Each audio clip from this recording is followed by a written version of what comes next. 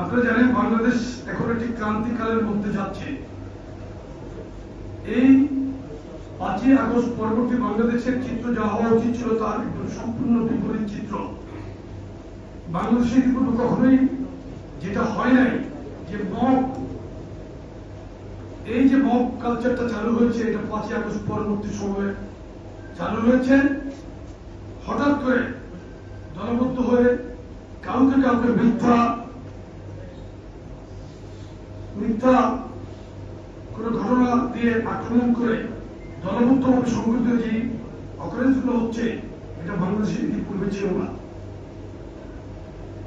অন্তর্বর্তী সরকার আজকে তাদের নির্লিপ্ততায়, প্রশাসনিক উদাসীনতা বলেন, শৈথিল্যতা বলেন, এর মাধ্যমে বাংলাদেশ আজ আবার খনি চক্রের অভয়ারণ্যে পরিণত হয়েছে, আইন শৃঙ্খলা চরম অবনতি হয়েছে।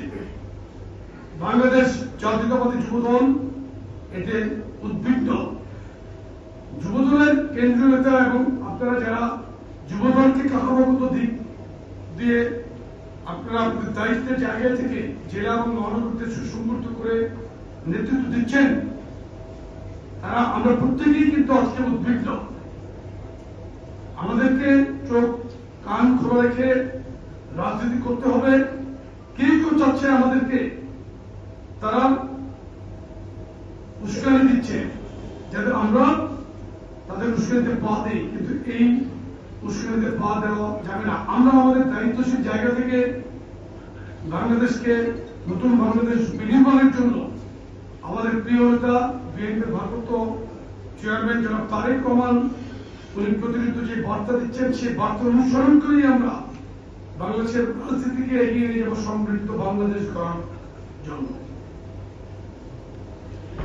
একমাত্র দল বিএনপি, যেই দলের ইতিহাস বাংলাদেশের স্বাধীনতার প্রথম সকাল থেকেই এই দলের প্রতিষ্ঠাতা শহীদ রাষ্ট্রপতি জিয়াউর রহমান বীরুত্তম যিনি স্বাধীনতার ঘোষণা দিয়েছিলেন, ঘোষণা দিয়ে উনি কিন্তু উপরেই ছিলেন না। একমাত্র বাংলাদেশের ভূখণ্ডের মধ্যেই শহীদ রাষ্ট্রপতি জিয়াউর রহমানের উনি যে সেক্টরের কমান্ডার ছিলেন, ওই সেক্টরের অফিস কিন্তু বাংলাদেশের ভূখণ্ডে ছিল। অন্যান্য সেক্টর প্রধানদের অফিস কিন্তু ছিল ইন্ডিয়ার ভূখণ্ডের মধ্যে। অমিত সাহসী একজন যোদ্ধা ছিলেন উনি, পাকিস্তান মিলিটারি, যিনি উইলি বল পরে বাংলাদেশ স্বাধীনতা সংগ্রামে ঝাঁপিয়ে পড়েছিলেন। সুতরাং স্বাধীনতার প্রথম সকাল থেকেই এই বিএনপির নাম জড়িয়ে আছে, যেহেতু প্রতিষ্ঠাতা শহীদ রাষ্ট্রপতি জিয়াউর রহমান এই স্বাধীনতার ঘোষক ছিলেন, যোদ্ধা ছিলেন।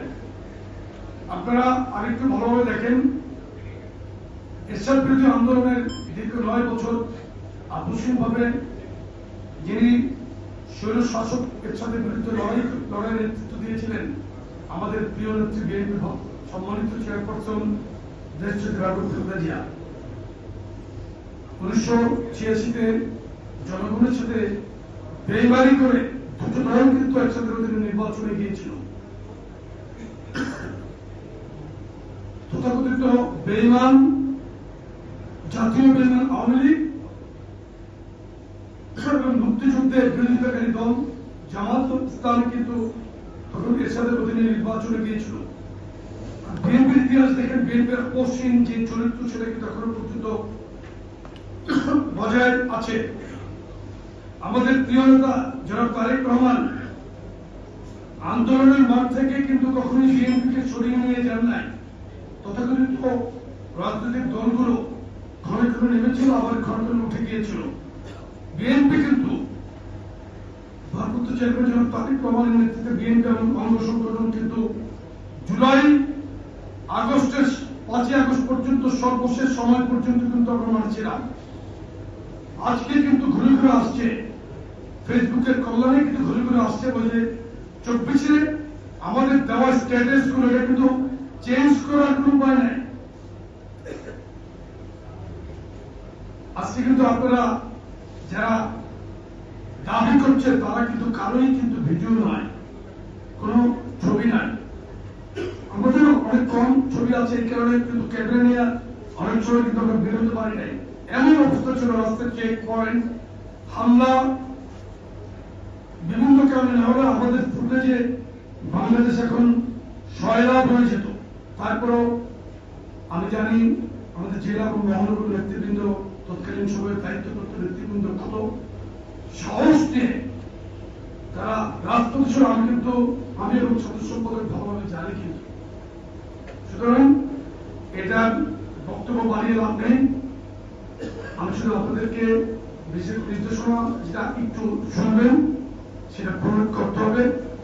এই নির্দেশনাগুলো দেওয়ার জন্য আপনাদের আমরা এখানে রেখেছি। উপস্থিত সকলকে ধন্যবাদ জানিয়ে, সাংবাদিক ভাইদের ধন্যবাদ জানিয়ে আমি আমার বক্তব্য শেষ করছি। আল্লাহ হাফেজ। বাংলাদেশ জিন্দাবাদ। শহীদ রাষ্ট্রপতি জিয়া অমর হোক। দেশটাকে বেগম খালেদা জিয়া জিন্দাবাদ। বাংলাদেশের 18 কোটি মানুষকে নেতৃত্ব দেওয়ার জন্য যিনি দিনরাত পরিশ্রম করছেন, জনাব তারেক রহমান জিন্দাবাদ। সকলকে ধন্যবাদ।